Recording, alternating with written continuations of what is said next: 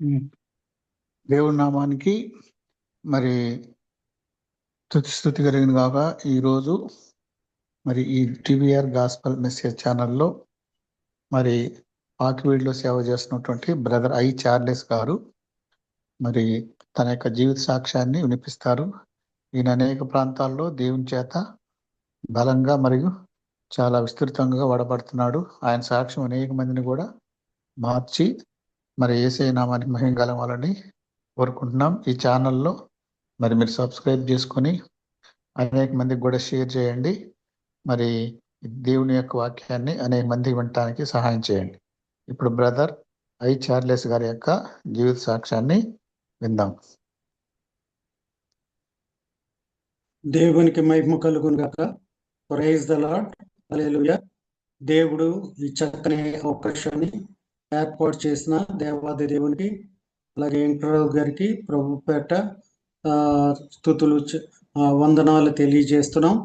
మరి నా రక్షణ సాక్ష్యాన్ని మీతో పంచుకోవాలని ఆశపడుచున్నాను. మాది పశ్చిమ గోదావరి జిల్లా ఆకివీడు మండలం సిద్ధాపురం గ్రామానికి చెందిన వాళ్ళు. మా తల్లిదండ్రులు మరి వ్యవసాయకులు. సుమారు మాకు ఒక 10-15 ఎకరాల పొలాలు ఉండేవి. మా తల్లిదండ్రులకు 3 సంతానము.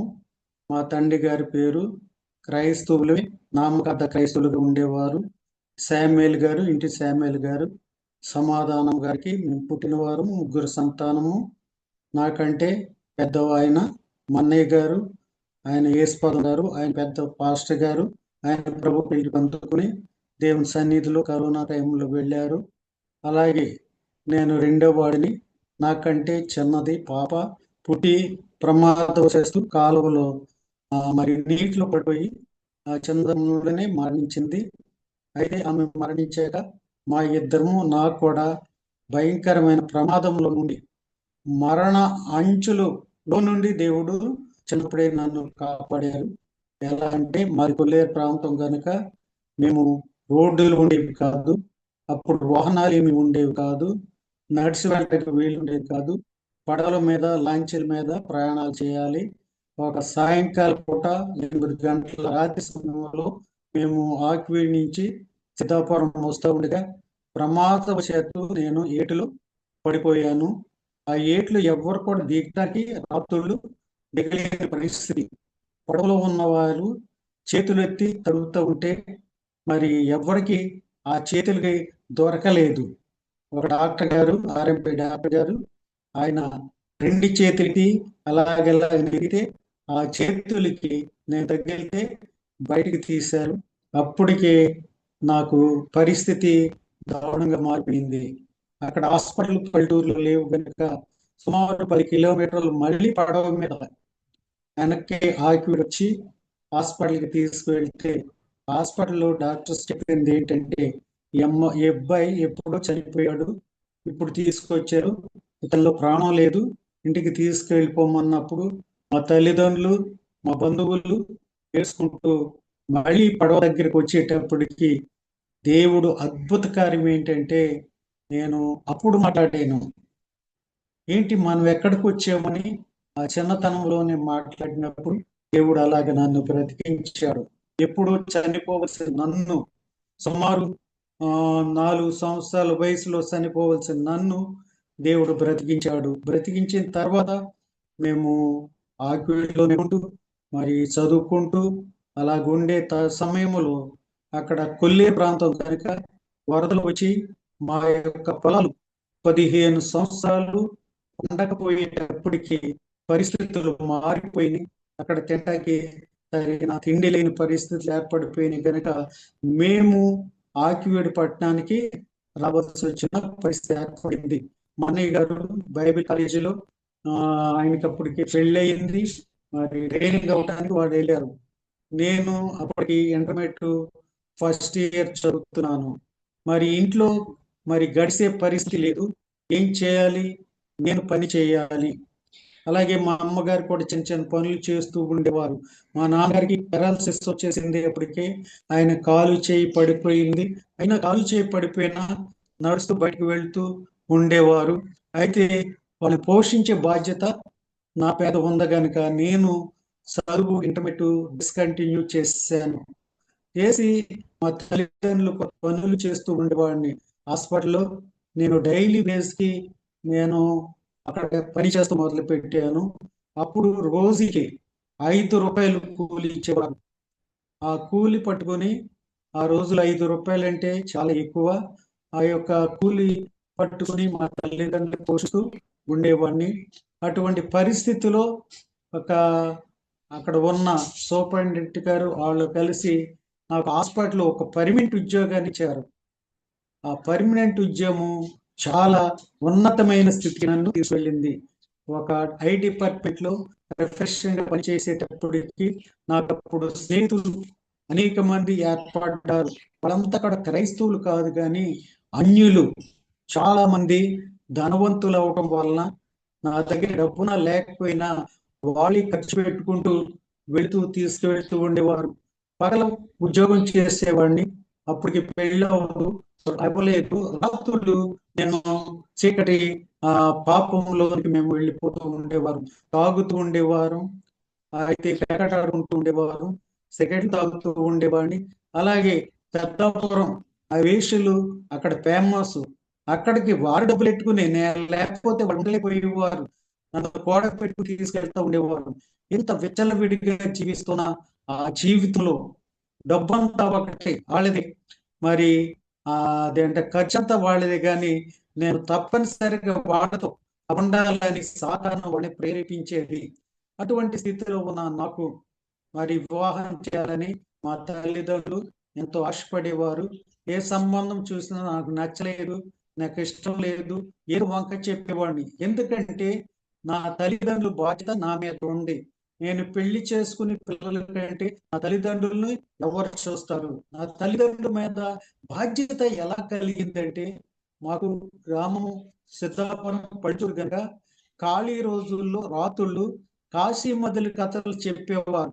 దానిలో ఒక కథ నా హృదయాన్ని హత్తుకుంది. ఏమత్తుకుందంటే, అదిగో ఒక యవ్వన బిడ్డ తన తల్లిదండ్రులు, గుడ్డి తల్లిదండ్రులు కాశీకి తీసుకువెళ్ళాలని కోరుకుంటే అతడు కావేటిలో ఒక పక్కనే తండ్రిని ఒక పక్కనే తల్లిని వేసుకొని మోసుకుని కాశీకి వెళ్ళి తీసుకువెళ్ళాడు అని చెప్పినప్పుడు అక్కడ నాకు ఆ యొక్క హృదయంలో ఎంతో అది మరి బలంగా పనిచేసింది. అలాగే మరి స్కూల్లో, లేకపోతే నేను బోర్డులో చదివాను. 6వ తరగతి నుంచి 10వ తరగతి వరకు బోర్డింగ్ లో చదివాను. ఆ బోర్డింగ్ లో కంఠత వాక్యాలు చెప్పించేవారు. ఏ కంఠత వాక్యాలు అంటే అనేకమైన చెప్పించేవారు, కానీ నన్ను ఆకట్టుకుందంటే 10 ఆజ్ఞలు. ఆ 10 ఆజ్ఞలో ఒకటి ఏంటంటే, తల్లిదండ్రులను సన్మానించేవాడు దీర్ఘాయుష్మంతుడవుతాడు. ఆ మాట కథ ఇది నాకు ఎంతో ఆసక్తికరంగా ఉండి, నేను నా జీవితంలో నేను పెళ్లి చేసుకోకూడదు, నా తల్లిదండ్రులను చూడాలి, వారిని సుఖపెట్టాలని ఆసక్తి కలిగితే తల్లిదండ్రులు అని ఒప్పుకోలేదు. పెళ్లి చేయాలంటప్పుడు అనుకోని రీతిలో దేవుని ఏర్పాటు ఇది, వేరే ఏర్పాటు కాదు. దేవుడు విశాఖపట్నంలో నుండి ఒక మంచి క్రైస్తవ కుటుంబంలో, ప్రార్థనా పరుల కుటుంబంలో ఒక ఆమెను, భార్య ప్రేమకుమారి, ఆమెను దేవుడు ఏర్పాటు చేశాడు.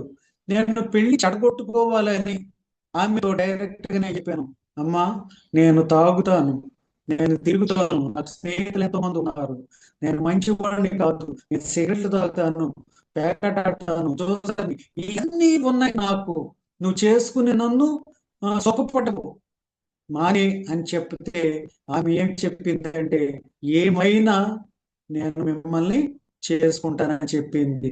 నేను వాళ్ళరా ఆ మాట దేవుని ఏర్పాటు అది. ఆమె రక్షింపబడ్డది. ఒక చర్చిలో సండే స్కూల్ సూపరింటెండెంట్ గా మరి ఉంది.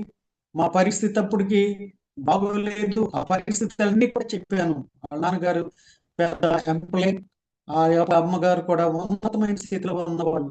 చెప్పిన ఆమె చేసుకుంది. అయితే 1982 సంవత్సరంలో మాకు వివాహం జరిగింది. వివాహం జరిగినా కూడా ఆ పాప జీవితం ఎంత మట్టు కూడా మారలేదు. లోకస్తులుగా జీవించేవాడిని. అయితే మా స్నేహితులు మాకు ఖర్చు పెట్టిన ఆ ఖర్చు చూస్తూ ఉంటే మీకు చాలా ఆశ్చర్యం కలుగుతుంది. 96 ముందు, నేను రక్షింపబడక ముందు ఆయన ఖర్చు పెట్టింది ఏంటంటే, మా స్నేహ జీవితంలో సుమారు 21 లక్షల రూపాయలు ఖర్చు పెట్టాడు. సంవత్సరానికి 1 లక్ష రూపాయలు ఖర్చు పెట్టేవాడు. అప్పుడు డబ్బుకి ఎంత విలువ ఉందో మీకు ఆలోచించండి. 96 ముందు అంత ఖర్చు పెట్టాడు. అయితే అతను, నా స్నేహం ఎలా ఉండేదంటే, నా స్నేహం కొరకు తన భార్య వెళ్ళిపోయి అతని స్నేహం విడిచిపెడితే కానీ నేను రానన్నా కూడా ఆమె వెళ్ళిపోయింది. అయినా తన భార్య కంటే నన్ను స్నేహంలో ఎక్కువగా చూసేవాడు. అటువంటి వ్యక్తి, అటువంటి పరిస్థితితో ఉండేవాడిని.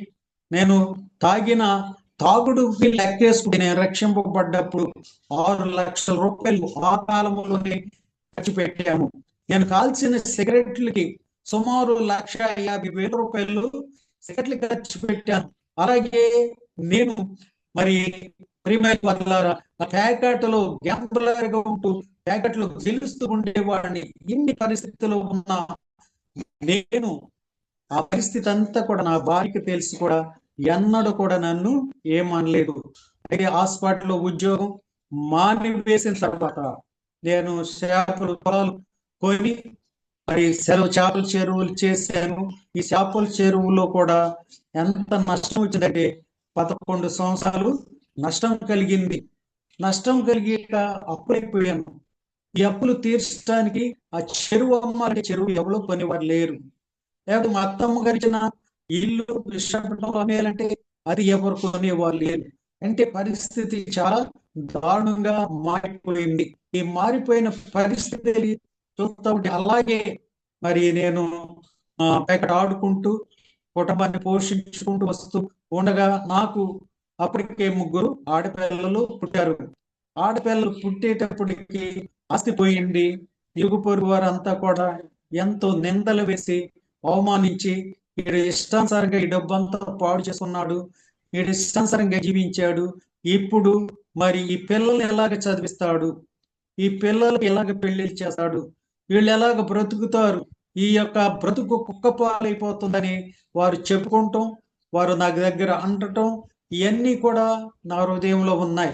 అప్పుడు నా భార్యతో చెప్పాను, భార్యతో అన్నాను, అమ్మా ఇదిగో మరి మనము ఇక్కడ ఎంతో సంతోషంగా లగ్జరీగా బ్రతికేము.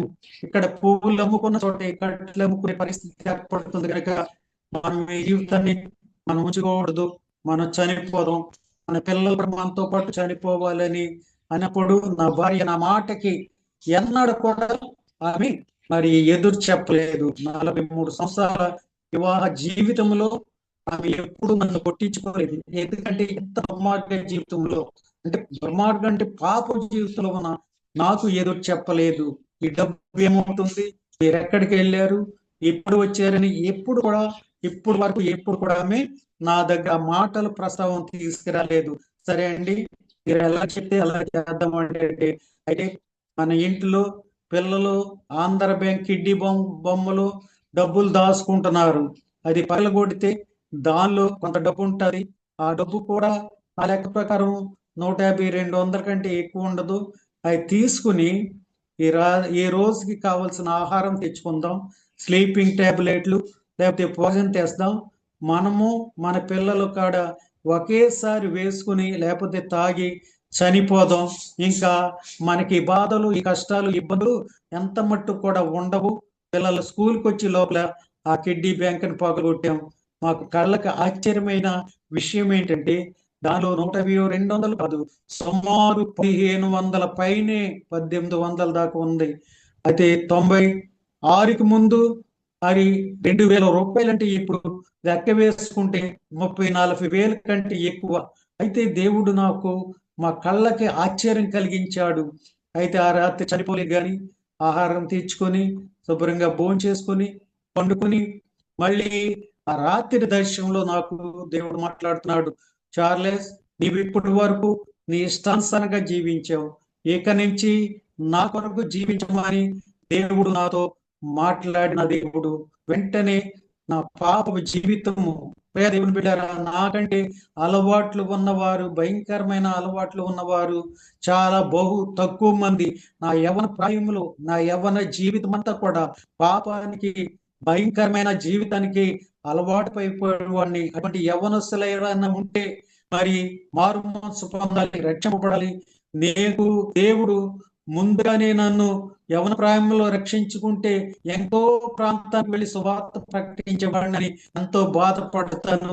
అయితే అటువంటి స్థితిలో దేవుడు మరి నన్ను రక్షించుకున్నాడు. మారు మనసు పొందాం, రక్షింపబడ్డాను. రక్షింపబడ్డ తర్వాత ఒక రాత్రి ఒక పబ్లిక్ మీటింగ్, నా భార్య, నేను, మరి మా చిన్న పాప ఉండేది. మా ఇద్దరు పెద్ద పాప, రెండో పాప భీమవరం విశాఖపట్నం నుండి చదువుకుంటూ ఉండేవారు. అక్కడ బాంబే నుండి శ్యామ్ సుందర్ గారని ఒక దైవజనుడు వచ్చాడు. బాప్టిస్ట్ వాళ్ళం కనుక మాకు దర్శనాలు, ప్రవచనాలు ఇవన్నిటి గురించి మాకు అప్పుడు పెద్ద తెలియదు. ఆ మీటింగ్ లో ఆయన ప్రసంగం అయిపోయాక ఒక ఆర్డర్ కాల్ పెట్టి పిలిచాడు. ఇదిగో ఈ పట్టణంలో సేవ కొరకు ఎవరు సమర్పించుకున్నారో వారు కుడి చేయిని పైకెత్తమన్నప్పుడు ఆటోమేటిక్ గా నా చేయి కూడా పైకి లేచింది. ఆయన వాలంటీర్స్ వచ్చి వాళ్ళందరినీ అలాంటి కాదని నా దగ్గరకు వచ్చినప్పుడు ఆయన చెప్తున్నాడు, ఆయనే తీసుకురండి అన్నప్పుడు ఆ స్టేజ్ మీద వెళ్ళిన తర్వాత గొప్ప ఆశ్చర్యకరం ఏంటంటే, నా పాత జీవితాన్ని గురించి ఆయన చెప్పితే, మరి ఏదన్నా ఎవరన్నా చెప్పి ఇదంతా కూడా చెప్పించేవారని నమ్మకూడదు. కానీ నేను రహస్యంగా నా భార్యకు, నా పిల్లలకు తెలియకుండా చేసుకునే ప్రార్థన, దేవా నీ సేవ చేయాలనుకుంటున్నాను, నీ సేవకుడు కావాలనుకుంటున్నాను, నన్ను నీ సేవ కొరకు ఏర్పాటు చేసుకో. గూఢమైన సంగతులు, మర్మాలు బైబిల్ గ్రంథంలో నుండి నాకు తెలియచేయమని చెప్పేవాడిని, ప్రార్థన చేసేవాడిని. అయితే నాకు వాహనం లేదు. నాకు మరి పాప జీవితంలో ఉన్నప్పుడు నా యొక్క స్నేహితులంతా కార్ల మీద తీసుకువెళ్ళేవారు. ఎక్కడికి వెళ్ళినా కారు తప్పితే మరి దేని మీద ప్రయాణం చేసేవారు కాదు. నా ఇంటికి కూడా దింపి మళ్ళీ వారు నా ఇంటికి కారు పంపించి మళ్ళీ బయటికి తీసుకువెళ్ళేవారు. ఇటువంటి జీవితంలో ఉన్న నాకు 2 చక్రాల వాహనం ఇస్తే మేము సువార్తలో ఉపయోగించడం అంటే, ఆ ప్రార్థన చేసినప్పుడు ఆయన చెప్పింది ఏంటంటే, దేవుడు నీకు మర్మాలను బయలుపరుచుతున్నాడు, అలాగే గూఢమైన సంగతులు దేవుడు మీకు తెలియజేస్తున్నాడు, నీ సేవ కొరకు దేవుడు నిన్ను వాడుకుంటున్నాడు, అనేక ప్రాంతాల్లో దైవజనుడిగా నిన్ను వాడుకుంటున్నాడు. మూడవదిగా నీవు వాహనం గురించి అడుగుతున్నావు, నీకు 4 wheel వెహికల్ దేవుడు ఇస్తున్నాడని ఆయన చెప్పారు. చెప్తే అక్కడతోనే ఆగిపోలేదు. తెల్లారి మరి పగల కాలం మందు సేవ సదస్సు పెట్టారు, దానికి కూడా వెళ్ళాను. వెళ్ళితే ఆయన వారు వెళుతూ ప్రార్థన చేస్తూ నా తల మీద చెయ్యి వేసి మళ్ళీ అక్కడ ఏది ప్రార్థన చేశాడు అదే ప్రార్థన చేశాడు. ఇంకా ఆశ్చర్యం ఏంటంటే, ఆయన బొంబాయి వెళ్ళిపోయిన తర్వాత నా అడ్రస్ ఆయనకి తెలియదు. మరి అక్కడ ఉన్న కన్వీనర్స్ అడిగి నా అడ్రస్ తెలుసుకుని నాకు లెటర్ రాశారు. అయ్యా, మీ కొరకు 100 మంది ప్రార్థన చేశాము, దేవుడు మాకు బయటపరిచింది ఏంటంటే నిన్ను దేవుడు బహు బలంగా సేవకుడుగా వాడుకుంటున్నాడు అని మరి లెటర్ రాశారు. ప్రియ దేవుని బిడ్డ, అటువంటి స్థితిలో ఉన్న నన్ను, పాప స్థితిలో ఉన్న నన్ను దేవుడు మార్చుకుని తన దేవా జీవితంలో దేవుడు వాడుకుంటూ వచ్చాడు. అయితే సేవకు వచ్చేటప్పటికి మా పరిస్థితి చాలా మరి దినాతి దీనమైన పరిస్థితి, పడిపోయి ఇంట్లో ఉండేవారు. అలాగే మరి పై కప్పత పాడైపోయింది. వర్షం కురిస్తే ఇల్లంతా కూడా వర్షమే. మాకు వర్షం కురిసినప్పుడల్లా ఆల్ నైట్ ప్రేయరే. నా మంచం ఒకటి ఉండేది మా ఇంట్లో, మేము 5 ఉండేవాడు. మంచం ఒకటే, నేను మంచం మీద పడుకుంటే పిల్లలు నా భార్య చాప మీద పండుకునేవారు. అటువంటి పరిస్థితులు ఉండేవారు. అయితే పిల్లలకు ఫీజులు కట్టలేని పరిస్థితి, డబ్బు లేని పరిస్థితి, తింటాకి వస్తువు లేకుండా దేవుడు పోషిస్తున్నాడు కానీ ఫీజు కట్టలేని పరిస్థితి. నేను సువార్తకి వెళ్ళడానికి వాహనం కూడా లేదు. సైకిల్ అది తీసుకుని సువార్తకి వెళ్తే అక్కడ ఏమి ఇచ్చేవారు కాదు. ఆ అద్దె సైకిల్ తెచ్చుకొని 10 రోజులు ఇంట్లో పెట్టుకుని ఎవరన్నా కానికిస్తే ఆ సైకిల్ ని అప్పచెప్పేవాడిని.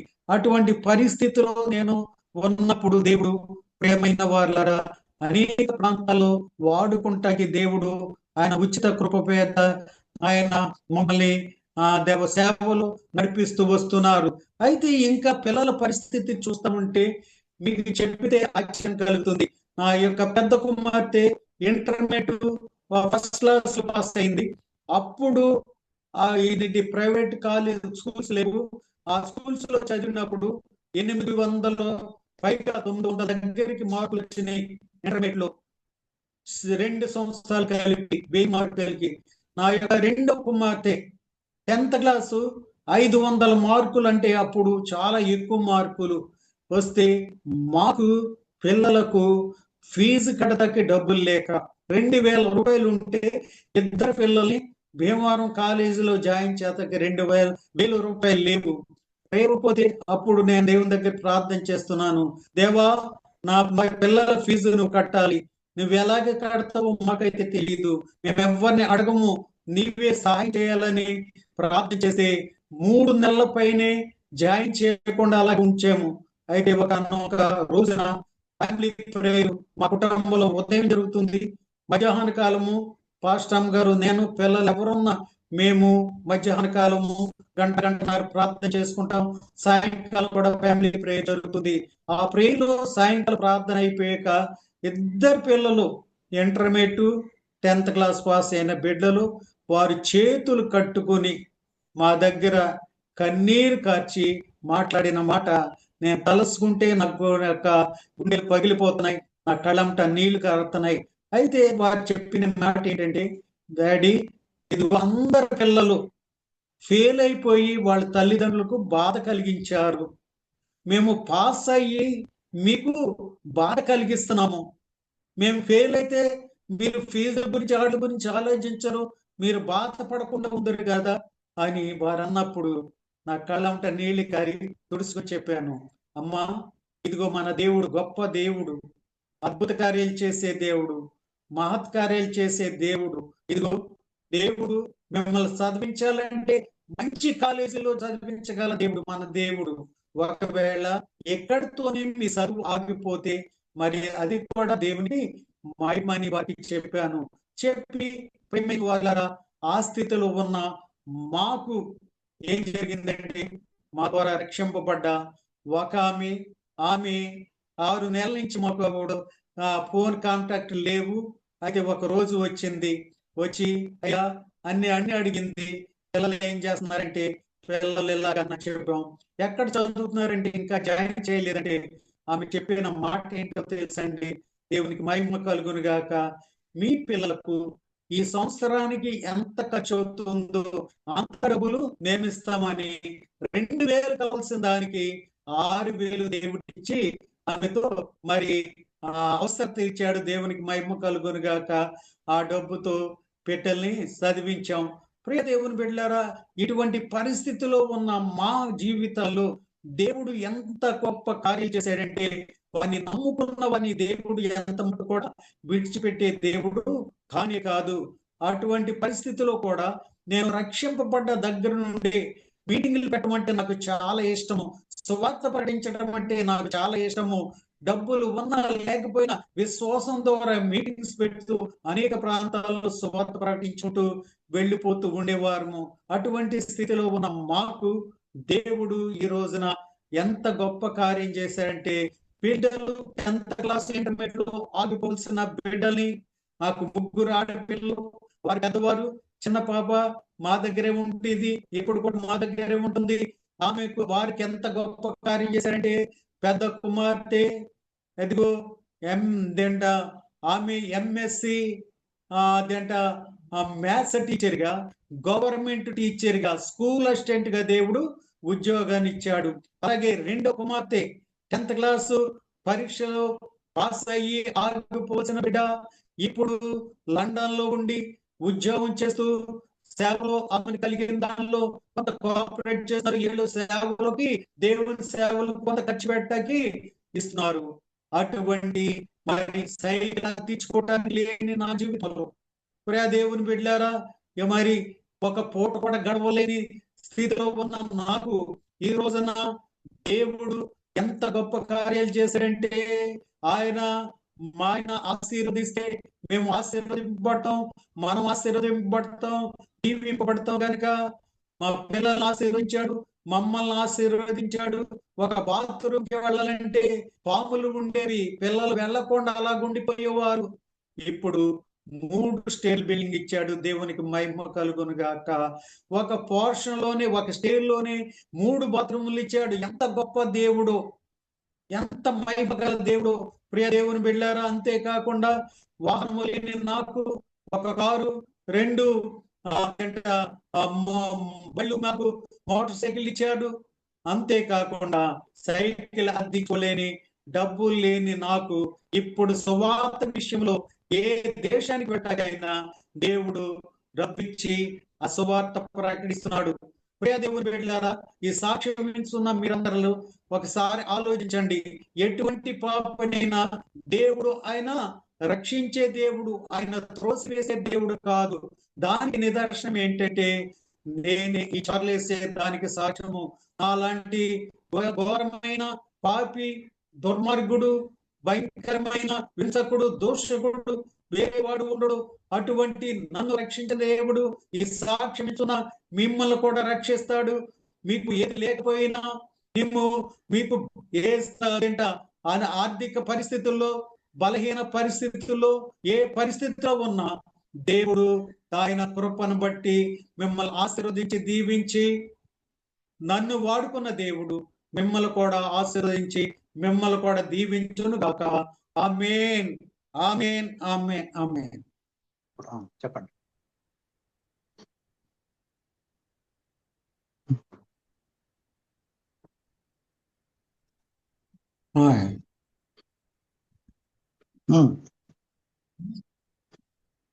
ప్రియమైన వారులారా, నేను ఆక్వేడు పట్టణంలో ఉంటాను.